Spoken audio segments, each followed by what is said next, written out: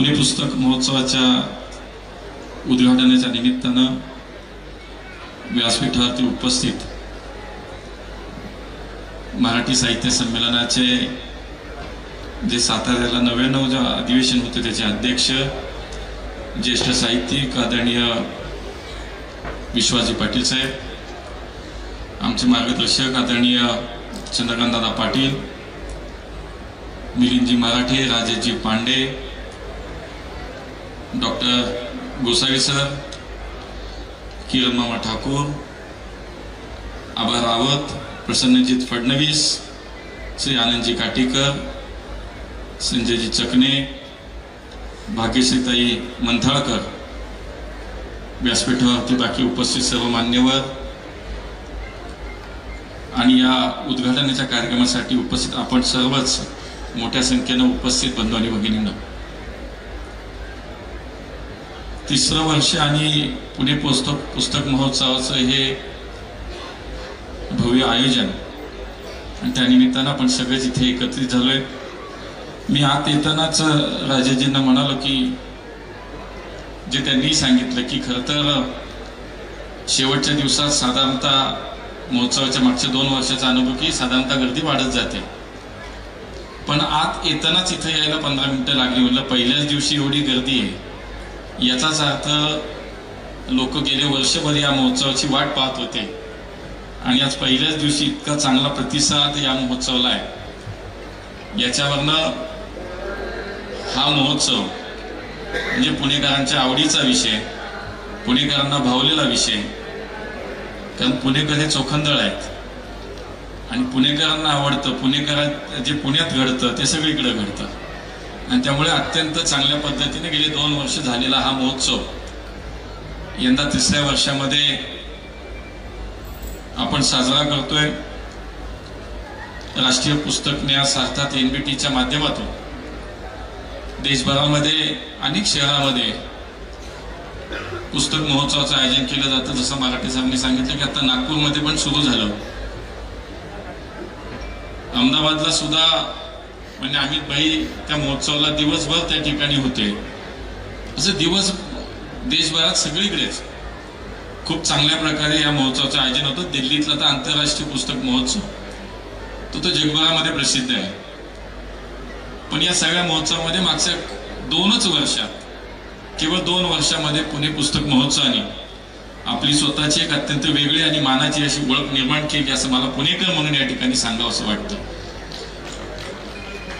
कारण मागच्या 2च वर्षात मिळालेला प्रचंड प्रतिसाद पुण्याची किंवा पुणे जिल्हा म्हणूया, पश्चिम महाराष्ट्र म्हणूया, इथल्या सगळ्या वाचन संस्कृतीला एक समृद्ध करण्यासाठीचं एक व्यासपीठ हे पुणे पुस्तक महोत्सव म्हटलं तर वावगं होणार नाही. कारण जवळपास यावर्षी 275चे 800 स्टॉल झाले. देशातील सर्व भाषांची पुस्तकं इथं उपलब्ध आहेत. विदेशातील अनेक भाषांची पुस्तकं सुद्धा इथं उपलब्ध आहेत. आणि याचाच अर्थ की पुणे हे एक साहित्य, कला, संस्कृती याचा एक मानबिंदू असलेलं एक शहर म्हणजे पुणे आहे.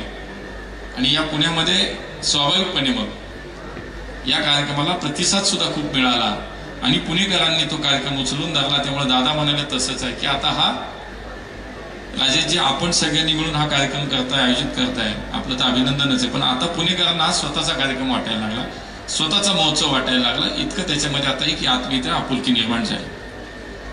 खरं तर विश्वास पाटीलचं माझे शेजारी बसले होते, त्यांनी इथं भाषण करता अशा कार्यक्रमाला साहित्यिक त्यांनी उद्घाटन करणं, त्यांनी संबोधित करणं हे संयुक्तिक आहे. पण त्यांनी माझी अडचण अशी केली तर मी साहित्यिक नाही, मला माझं काय वक्तृत्व फार नाही चांगलं, पण तुम्ही त्याच्यातही अडचण केली, तुम्ही पैलवान म्हणून घोषितही करून टाकलं, तिथं होतच. पण मला कुणीतरी मागे का कार्यक्रमात कुठेतरी म्हटलं की आता तुम्ही इतकं चांगलं बोललात, दादांनी शेवटी ते त्यांचा अनुभव आणि सगळं बता दादाही बोलले, आता मला तुम्ही शेवटचं भाषण करायला उभं केलं. त्यामुळे ते कुठंतरी आता या सगळ्या याच्यात भाषण करायचं मी कुठंतरी ऐकलं होतं, तर तुमचं बोलणं झालं, विश्वास पाटील सर बोलले आणि आता मी बोललो, म्हणजे मला वाटतं हे ऐकलं मी कुठं. आता तुम्ही ऐकलं का माहित नाही. चितळ्यांच्या दुकानासमोर आता भाकरवडी विकायला बसण्यासारखं येते, असंच काय तिथे झालं. आता मी ऐकलं होतं कुठंतरी, म्हणून ते मला आज तंतोतंत जोडलं ते सगळं, म्हणून मी तो तसा उल्लेख केला. या सगळ्या याच्यामध्ये आपण पाहिलं तर वाचकांची प्रचंड संख्येनं उपस्थिती गेली 2 वर्ष आपण पाहिली. विक्रमी पुस्तक विक्री झाली.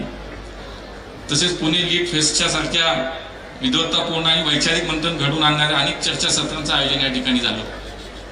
त्यामुळे पुणे पुस्तक महोत्सव हा केवळ आता पुस्तक खरेदीचा कार्यक्रम नाही झाला, तर हा आता भारतीय विचारांचा, संवादाचा आणि संस्कृतीचा उत्सव बनला, आणि तो पुण्यामध्ये. आणि निश्चितपणे त्याचं कौतुक केलं पाहिजे. जेव्हा प्रत्येक नागरिक, आणि प्रधानमंत्री नेहमी म्हणतात की जेव्हा प्रत्येक नागरिक पुस्तक वाचतो तेव्हा तो देश प्रगती निश्चितपणे करतो, हे पंतप्रधानांच्या तोंडातलं वाक्य.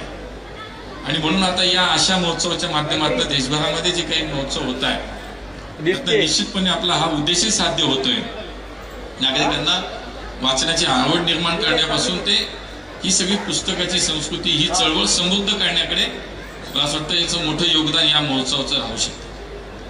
हे करत असताना एक मात्र जाणवतं की जेव्हा आम्ही सगळेच प्रवास करतो, विश्वास पाटील सर जसं म्हणाले की सगळेजण आम्ही प्रवासही करतो, त्यामुळे शहरी भागात हे महोत्सव आपले होत आहेत, त्याला उदंड प्रतिसाद मिळतो, लोक येत आहेत. पण भविष्यामध्ये हे जर आपल्याला प्रत्येक गावापर्यंत, खेड्यापर्यंत पोहोचवायचं असेल तर थोडंसं त्याच्यामध्ये सुद्धा या सगळ्या विषयांच्या पुढे जाऊन आपल्याला ग्रामीण भागातली चळवळ पुस्तकाची, वाचनाची, साहित्याची ही समृद्ध करण्यासाठीचा एक जाणीवपूर्वक प्रयत्न आपल्याला पुढच्या काळामध्ये निश्चितपणे केला पाहिजे.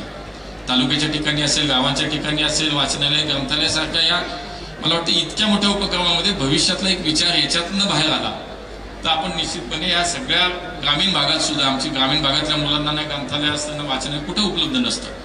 जेमतेम कुठंतरी एक शेतकरी परिवारात आलेली मुलं घरामध्ये कुठंही प्रतिकूल परिस्थिती या सगळ्या शिक्षणाच्या बाबतीत मुळात असते. आता थोडासा काळ बदलत चालला. मी स्वतः ग्रामीण भागात गावात प्राथमिक शाळेत शिक्षण घेतलं, त्यामुळे मला ते सगळं एक जाणीव आठवतं. त्यामुळे मुळात 4थीचा मुलगा 3रीला दुसरा तर मोठ्या भावाची पुस्तकं मिळणं, त्याच्यानंतर त्याच्या लहान भावाला त्याची पुस्तकं मिळणं, हेच अनुभवलं आणि पाहिलं. आता थोडी परिस्थिती बदलली, पण या अशा इतक्या मोठ्या व्यापक स्वरूपातल्या या महोत्सवातून मला असं वाटतं की थोडं ग्रामीण भागातनं पुढच्या काळामध्ये जर आपण थोडं याच महोत्सवाच्या माध्यमातून तिथं थोडं लक्ष केंद्रित केलं तर या सगळ्या ग्रामीण भागात सुद्धा ही संस्कृती वाढायला मदत होईल आणि त्या ग्रामीण भागातल्या वाचन संस्कृतीला खरं एक जीवदान मिळेल किंवा ते पुढच्या काळामध्ये अधिक समृद्ध करण्यासाठीची मदत निश्चितपणे होईल असं मला वाटतं. आज अभिजात माय मराठीसह सर्व भारतीय भाषांचं संवर्धन, नवोदित लेखकांना व्यासपीठ आणि तसेच तरुणाईपासून ज्येष्ठापर्यंत सर्व वयोगटांमध्ये वाचन संस्कृती रुजवण्याचं काम आपल्या या पुणे बुक फेस्टिवलने केलं असं म्हणायला हरकत नाही.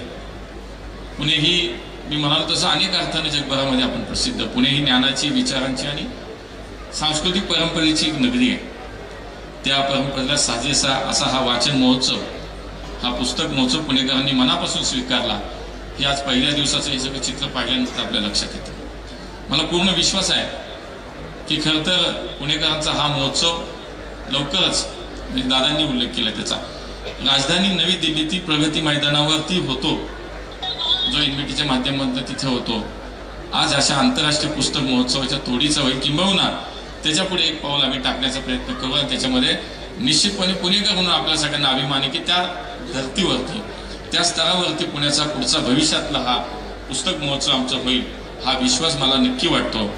आणि तो निश्चितपणे पुण्याचं नाव जसं राष्ट्रीय आंतरराष्ट्रीय स्तरावर, या महोत्सवाच्या माध्यमातून सुद्धा निश्चितपणे जगभरामध्ये आंतरराष्ट्रीय स्तरावरती आपलं नाव मोठं होऊ शकेल. आणि त्यातून अभिजात दर्जा लाभलेल्या मराठीसह भारतीय भाषांमधील पुस्तकांच्या अनुवादाला, साहित्यिकांच्या विचारांच्या आदानप्रदानाला सुद्धा चालना मिळू शकेल. वैविध्यपूर्ण भारतीय साहित्य संस्कृती आंतरराष्ट्रीय वाचकांपर्यंत पोहोचवण्यास निश्चितपणे मोठी मदत होईल.